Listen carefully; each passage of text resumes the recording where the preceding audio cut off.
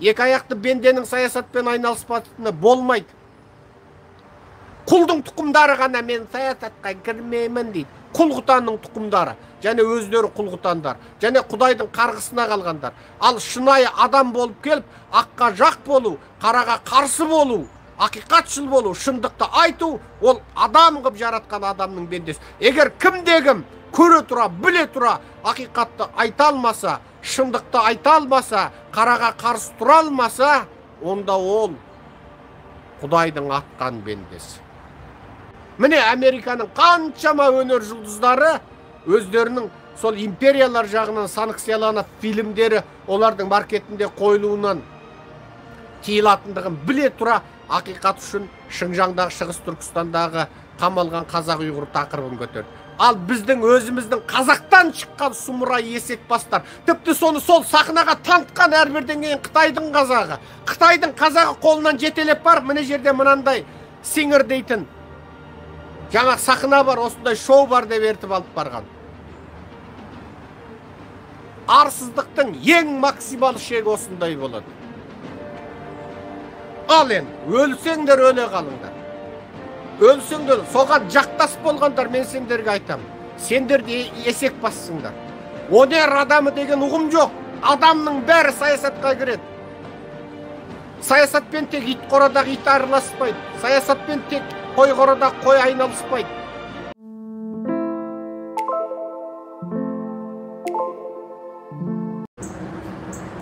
Ассалаумағалейкум, қалың елім қазағым. Армысыздар қаролман қалқым.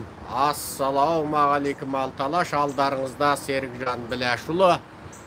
Бүгінгі лекциямыздың екінші тарауы Украинге барған әлемдік танымал кино және өнер жұлдызы Анджелина Джоли және одан туған ойлар болмақшы.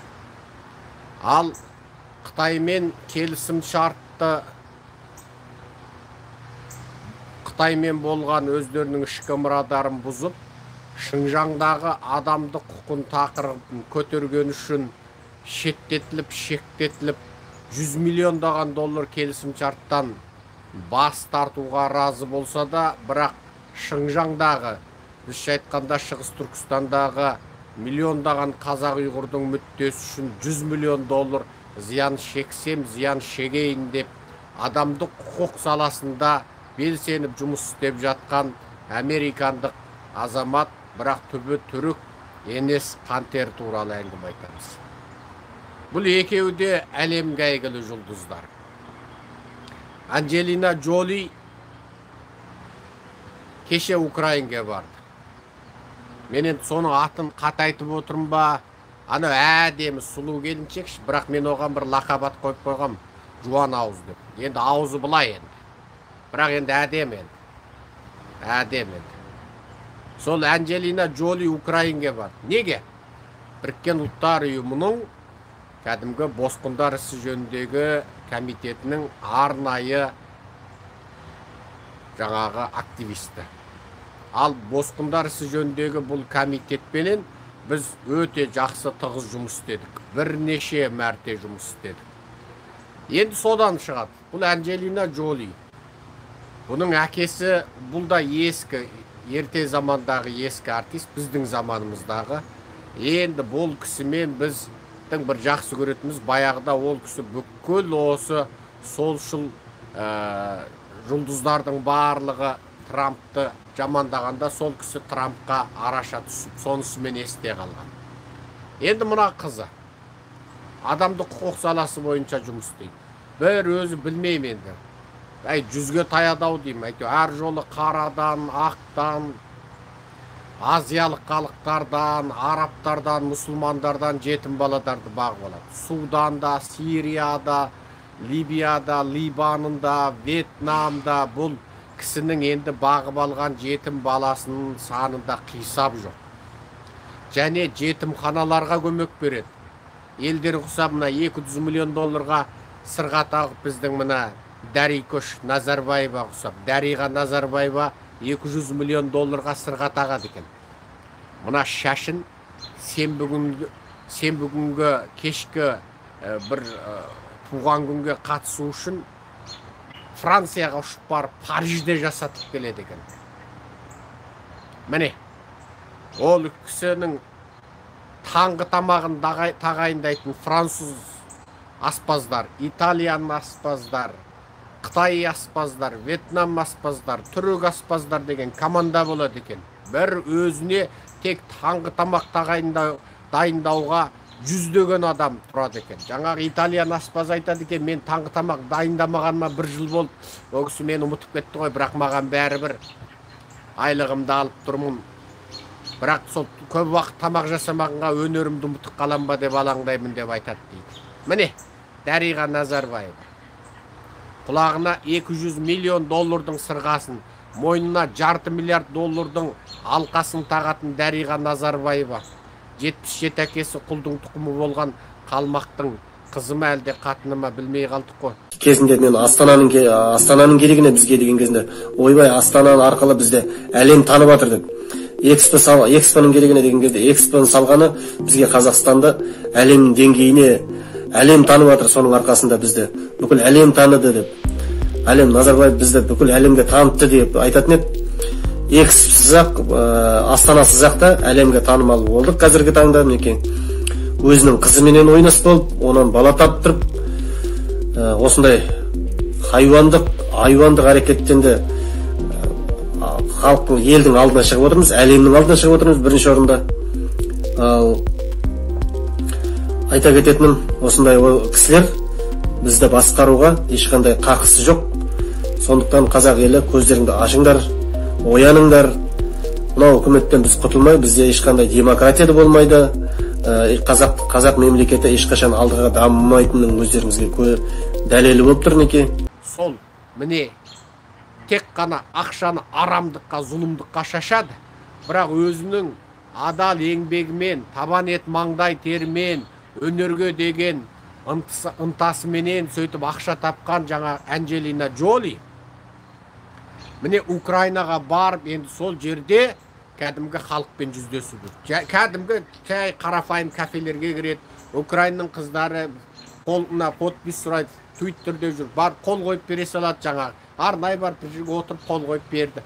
Біздегі жұлдыздар ұқсап бүйтіп, жан жақтан ұмтылса бүйтіп қашқан жоқ. Яғни қарапайым елмен бірге бүгін таңертең орнынан тұрмай жатып қарасам, кәдімгі қарапайым елмен бірге кәдімгі көшедегі жайма базарда, алаңда картоп анау-мынау сататын жұртпен сөйлесіп жүр. Разы боласың ғой, разы боласың. Сонда бұл елдің қызы қыз, елдің өнер жұлдызы жұлдыз. Ал біздің көксоққандарды, енді біздің мына Құдай ұрған көксоққан жыңғуғандарды айтсаң енді құсқың келеді. Құсқың келеді. Ал елдің өнер жұлдыздары анандай. Олар жетім баладарды бағып ап, халықаралық ірі саясатқа араласып, көз қарастарын айтып жүр. Біздің жұлдыздарға біреуіне сын айтып қалып едім, Шыңғырбайға, дүниеге көзәйнекпен келгенге, тағы басқа есек бастарына 1-2 ауыз сын айтып алып едім. Миллион қазақ шықты ғой, миллион қазақ. Өнер адамы дейді. Өнер адамы ол жас әлі. Өнер адамы дейді. Атаңның басына, осыны айтқан сендерге бар ғой, атаңның басы деп айтам. Елдің өнер адамдары жүр ғой, әне. Елдің өнер адамдары, америкалық. Саясатқа кіріп жүр. Либанында қырғын болғанда барды, өзінің ықпалын жасады, түрмедегі саяси белсенділерді құтқарды. Міне Украинаға барды, Анджелина Джоли. Сол біздегі аталмыш өнер адамдар деген мына Анджелина Джолиның тырнағына тұра ма? Өнері тырнағына тұра ма? Соның тапқан ақшасы ананың тырнағына тұра ма? Біздегі сүмірайлар сен әуләйлем деп ән айтып ап тапқан ақшасымен жұлдыз болып жүр. Америкаға келді ғой сол есек бастардың біразы. Америкалықтар пакиу деді ғой, тегін концертіне де бармай қойды ғой. Американың жергілікті халық түгіл қазағы да бармай қойды ғой. Солар жұлдыз болсап кердеңде сіңгенде Құдай сақтасын енді. Дамбалдары атылып кете жаздайды ғой енді сіңгенде. Сахнаға шыққан соң шоқ жұлдыз болып жану қай артистің болмасын бастарманы. Бірақ кейде өнерпаздың әні таралғанымен өзі танылмай қалатын кез болады екен. Мәселен, әнші, актриса Дана Кентай жұлдыз ауруымен ауыратын күнді тағатсыздана күтіп жүрген көрінеді. Бәрі өзімді толыққанды артист сезіну үшін дейді Дана. Сол күнге жете алмай жатырмын. Әлі өзімді толыққанды жұлдыз санамаймын. Әлі санап бір сезініп көрген жоқпын. Әрдайым енді шығып келе жатқан жас әншімін деп жүргеніме 3 жыл өтіпті. Сол күнді сезінетін күнге жетейінші, сосын саған сұхбат бермейтін боламын дегенсің ба? Сол ма өнер адамдары, сол ма? Мына қара елдің өнер адамы, әлемдік жұлдыз. Бәленбай сыйлық алып тастаған, бәленбай кино істеп тастаған, ақша дегенді күреп тауып тастаған. Білім десең білім бар, өң десең өң бар. Енді. Ал соң барып тұр Украинға барып. Сонда ана онер адамдар дейтін есек бастарды айтам да. Онда мынау неғып Анджелина Джолияда менде онер адаммын деп отырмады үйінде, тыныш бүйтіп, тырнағын бояп. Құрметті көпшілік, мына тырнақ бояғышты алыңыздар, менің каналыма жазылып деп отырмады. Анджелина Джолияда біздегі құсап жаңағы ақыл айтып, ақша тауып, инстаграмда отырмады. Қайткенде мына жақсы бай табуға болады. Менің бірінші байым мен екінші байым мінжері ұқсайтын, бірақ үшінші байым одан жақсы болды. Төртінші байға тигенде көзім ашылды ғой деп отырмады. Қазақтар. Анау Шыңғырбайды айтасыңдар, ойбай сындама ол жас дейді. Атаңа нәлеттер көк ми, көгала милар ғой, соны айтатын сөздер. Елдің әншісі тұрғыл, спортшысы жүр ғой. Анау Енес Кантер дейтін бар, Кантер ғой. Менің фейсбугімде тұр, достықта тұр. Енес Кантер деген. Сол анау Қытайдағы, Шығыс Түркістандағы қазақ пен ұйғырдың тақырыбын көтереді. Бой деген енді бұлай енді. Менен тағы бір жарым серік жанды қоссаң, сол Енес Кантердің бойына барады. Сол Енес Кантерің мына Шыңжаңдағы, Шығыс Түркістандағы қаны бір өзімнің бауырларым деп соны көтерді. Сол үшін NBA-дан шектелді. Арна ескерт, егер сен Шығыс Түркістан тақырыбын көтеретін болсаң, біздің мына NBA-дің баскетбол жарысы мына Қытайда көрсетілмейді. Қытайда көрсетілмегендіктен біз $100 миллион зиян шегеміз. Сен қатаң ескертеміз деді. Сонда ол айтты, $100 миллион зиян шексеңдер, шеге беріңдер, мен көтерем деді. NBA-дан шығып кетті. Америка ұлттық баскетбол жарысынан шығып кетті. $100 миллиондаған доллардан бас тартты. 100 миллион, Оның қасында сенің Шыңғырбайың, туғанда қара көзөнекпен туған ана көк миың. Оларың не? Жұлдыз ба олар?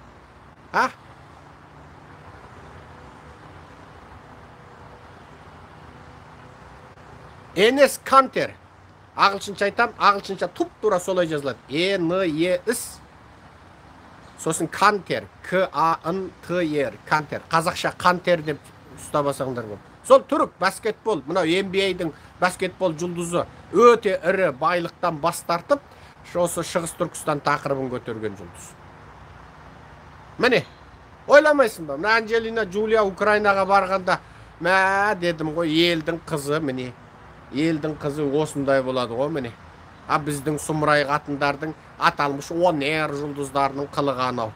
Біз саясатқа кірмейміз дейді. Саясатқа ит қорадағы ит кірмейді. Саясатқа есек қорадағы есек кірмейді. Міне, елдің жұлдыздары міне осындай. Бүкіл әлемдік ірі саясатқа кіреді. Киносында жасайды. Телевизорда өңкей сендер құсап. Жаңағы мына байым мен ана байым бұлай еді. Мына байымды, мына байымды, изменила.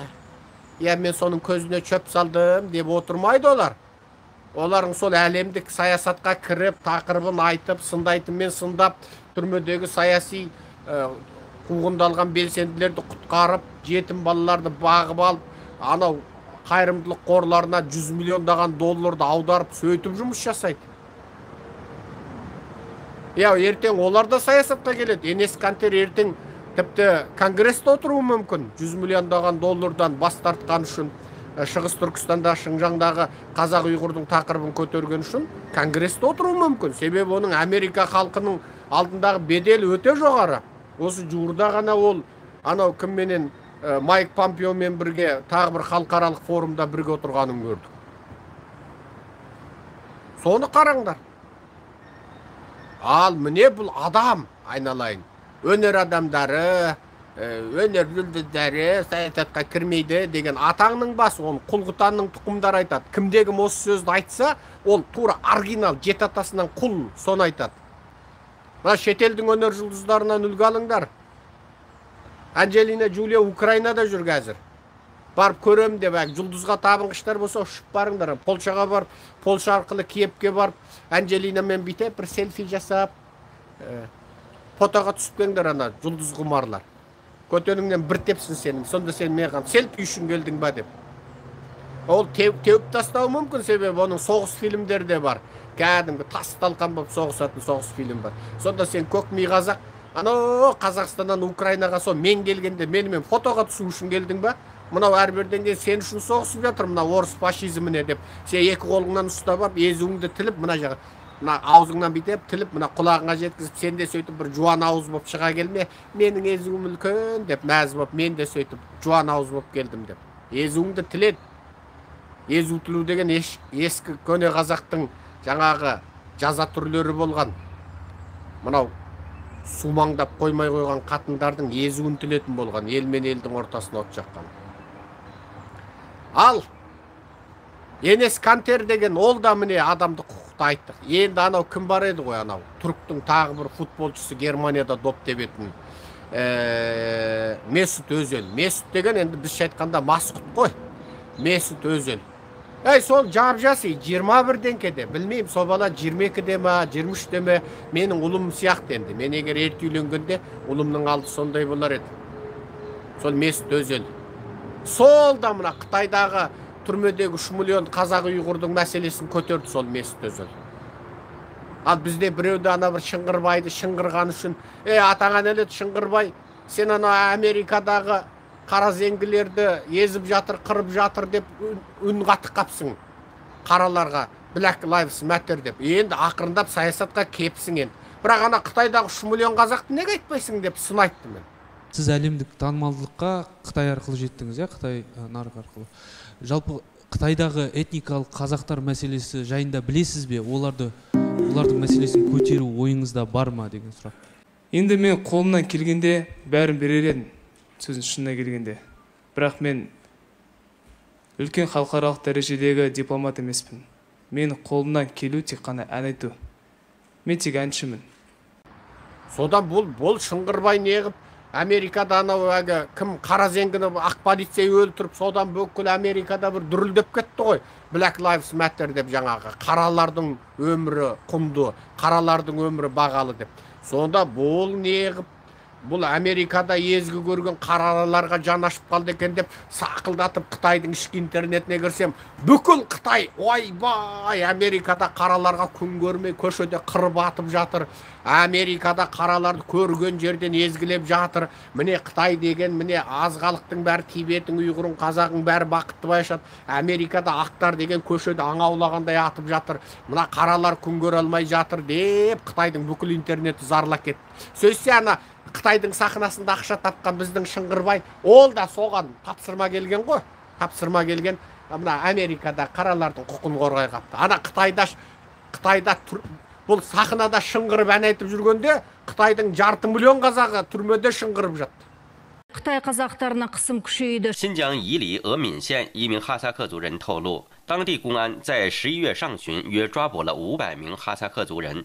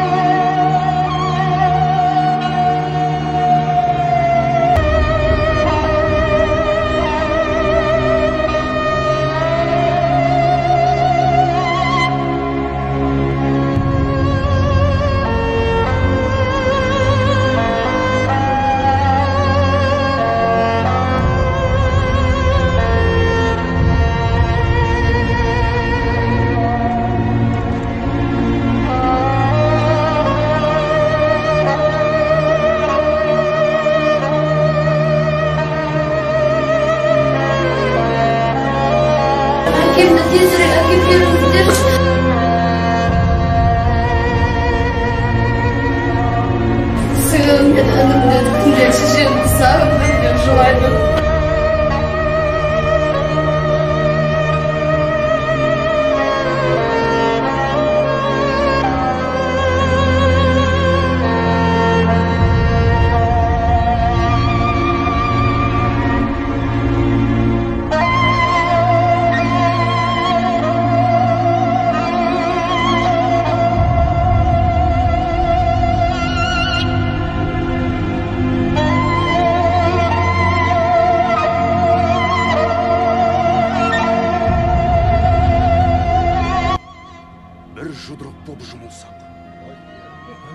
Тек сонда ғана азаттықтың ақ таңы жамырап алдыңнан атар.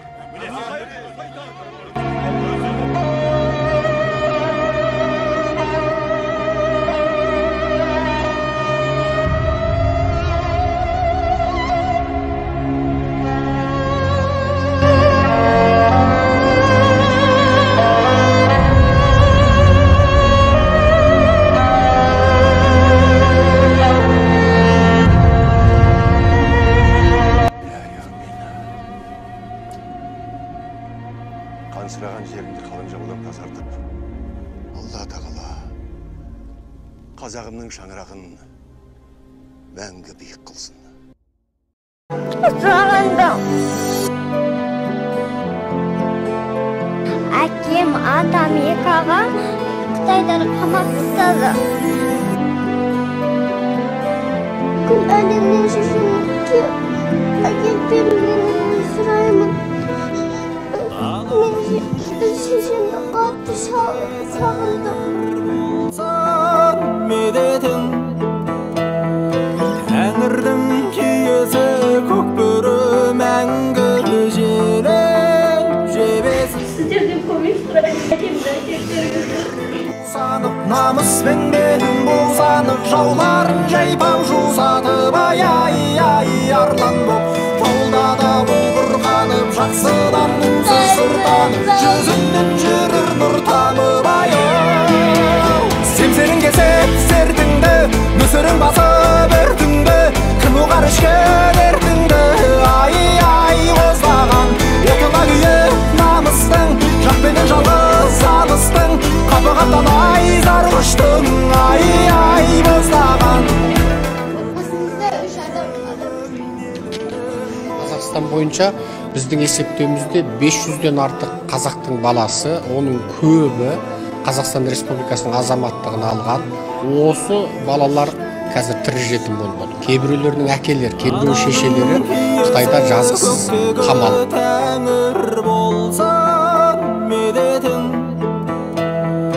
Тәңірдің киесі көкбөрі мәңгі желіп жебесін.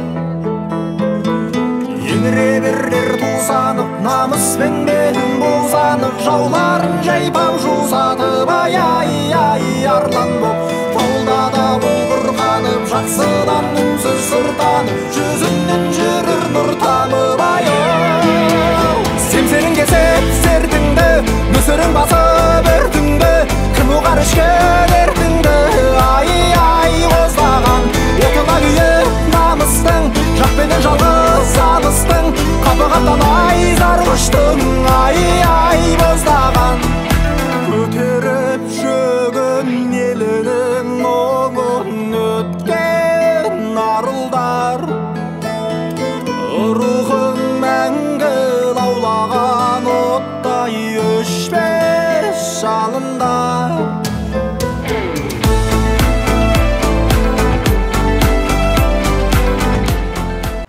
Бұл сахнада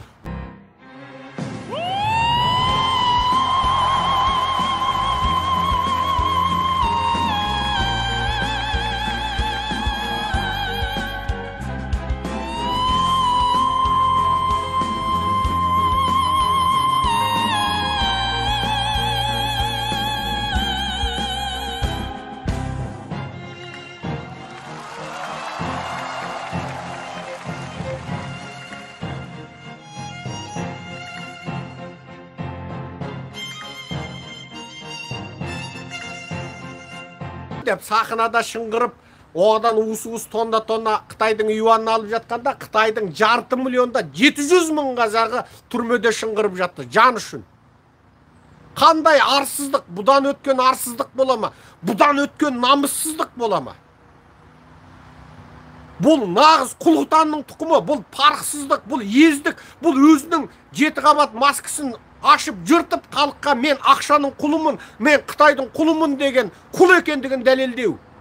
Міне 100 миллион доллардан бас тартып, Энес Кантер баскетболда міне Қытайдың 100 миллион доллардан бас тартып. Міне Түркияның жігіті, Германияның азаматы Месут Озел міне бүкіл футбол командасынан шеттетілетініне қарамастан, Қытайдың беретін бәленбай миллион жаңағы оның эфирді көрсетуінен бас тартқанына қарамастан, Қытайдағы 3 миллион қазақ пен ұйғырдың тақырыбы үшін сөйледі. Міне Анджелина Джулия, мүмкін оның бүкіл фильмі Ресейде тек шеттетілетін шығар. Бүкіл Қытайда шеттетілетін шығар. Қарамай міне Украинаға барды. Міне Энес Кантер. Міне Американың қаншама өнер жұлдыздары өздерінің сол империялар жағынан санкцияланып фильмдері олардың маркетінде қойылуынан тиылатындығын біле тұра ақиқат үшін Шыңжаңдағы, Шығыс Түркістандағы қамалған қазақ ұйғыр тақырыбын көтерді. Ал біздің өзіміздің қазақтан шыққан сұмыра есек бастар, тіпті соны сол сахнаға танытқан әрбірден кейін Қытайдың қазағы. Қытайдың қазағы қолынан жетелеп бар, міне жерде мынандай сиңір дейтін жаңа сахна бар, осындай шоу бар деп ертіп алып барған. Арсыздықтың ең максимал шегі осындай болады. Ал енді, өлсеңдер өле қалыңдар. Өлсеңдер, соған жақтас болғандар, мен сендерге айтам. Сендер де есек бассыңдар. Өнер адамы деген ұғым жоқ. Адамның бәрі саясатқа кіреді. Саясатпен тек ит қорадағы ит араласпайды. Саясатпен тек қой қорадағы қой айналыспайды. Екі аяқты бенденің саясатпен айналыспатыны болмайды. Құлдың тұқымдары ғана мен саясатқа кірмеймін дейді. Құлғұтанның тұқымдары, және өздері Құлғұтандар, және Құдайдың қарғысына қалғандар. Ал шынайы адам болып келіп, аққа жақ болу, қараға қарсы болу, ақиқатшыл болу, шындықты айту, ол адам қып жаратқан адамның бендесі. Егер кім-дегім көре тұра, біле тұра, ақиқатты айта алмаса, шындықты айта алмаса, қараға қарсы тұра алмаса, онда ол Құдайдың атқан бендесі. Жақсы, аман болыңыздар, қалың елім қазағым. Енді 40 саққа жүгіртесіз ба, сындайсыз ба, маған бәрібір. Маған бәрібір.